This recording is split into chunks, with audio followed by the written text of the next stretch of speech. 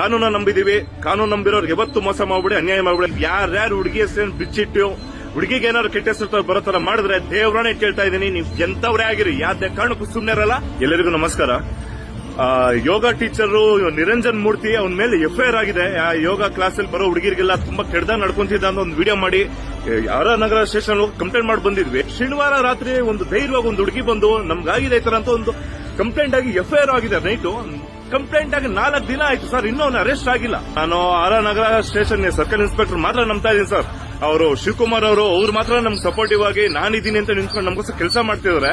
ಆದ್ರೆ ಇನ್ನು 4 ದಿನ ಆದ್ರೂ ಇನ್ನೂ ಅರೆಸ್ಟ್ ಆಗಿಲ್ಲ. ಅವ್ನು ಅಷ್ಟು ಹೈ ಲೆವೆಲ್ ಇನ್ಫ್ಲೂಯೆನ್ಸ್ ಇದೆ ಅಂತ ಹೇಳ್ತಾನೆ ಇದೀವಿ ನಾವು. ಆದ್ರೆ ಅವ್ರು ಯಾಕೆ ಈ ತರ ಡಿಲೇ ಆಗ್ತಿದೆ ಅಂತ ನನಗಂತೂ ಅರ್ಥ ಆಗ್ತಿಲ್ಲ. ಪ್ರೊಸೀಜರ್ ನಡೀತಿದೆ, ಅದ್ರ ಮೇಲೆ ನಮ್ಗೇನು 2 ಮಾತಿಲ್ಲ.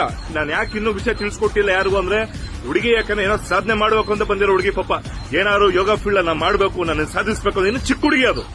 ಅವ್ಳು ಹುಡುಗಿಯ ಸೀಚೆ ಬರಬಾರ್ದು ಅಂತ ಎಷ್ಟೆಲ್ಲ ಮಾಡ್ತಾ ಇದೀನಿ ಅಷ್ಟೇ ನಾನು. ಇಲ್ಲಾಂದ್ರೆ ನಾನು ದೊಡ್ಡ ಮಾಡ್ತಾ ಇದನ್ನ ಬೇರೆ ತರ ಮಾಡ್ತಿದ್ದೆ.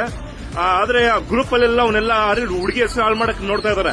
ಇದೇ ಹುಡುಗಿ ಅಂತ ಇದೇ ಹುಡುಗಿ ಅಂತ. ನೀವ್ ಯಾರ್ಯಾರು ಹುಡುಗಿ ಹೆಸರು ಬಿಚ್ಚಿಟ್ಟು ಹುಡುಗಿಗೆ ಏನಾದ್ರು ಕೆಟ್ಟ ಹೆಸರು ಬರೋತರ ಮಾಡಿದ್ರೆ ದೇವ್ರನೇ ಕೇಳ್ತಾ ಇದೀನಿ, ನೀವು ಎಂತವ್ರೇ ಆಗಿರಿ, ಯಾವ್ದೇ ಕಾರಣಕ್ಕೂ ಸುಮ್ನೆ ಇರಲ್ಲ. ನಿಮ್ ಎದುರಾಗ ಫೈಟ್ ಮಾಡ್ಬಿಡ್ತೀನಿ ನಾನು. ಹುಷಾರಾಗಿರಿ ಎಲ್ಲಾರು. ದಯವಿಟ್ಟು ಅವ್ನ ಆದಷ್ಟು ಬೇಗ ಅರೆಸ್ಟ್ ಮಾಡಿ. ಕಾನೂನ ನಂಬಿದೀವಿ. ಕಾನೂನು ನಂಬಿರೋರ್ಗೆ ಯಾವತ್ತು ಮೋಸ ಮಾಡ್ಬಿಡಿ, ಅನ್ಯಾಯ ಮಾಡ್ಬಿಡಿ ಅಂತ ಕೇಳ್ಕೊಂತಾ ಇದ್ದೀನಿ ಸರ್. ಇಲ್ಲ ಬೇರೆ ತರ ಮಾಡಿದ್ರೆ ನಾವು ಜನರೆಲ್ಲ ನಿಂತ್ಕೊಂಡು ಬೇರೆ ತರನೇ ಆಗುತ್ತೆ, ಅದಾಗೋದಕ್ಕೆ ಬೇಡ.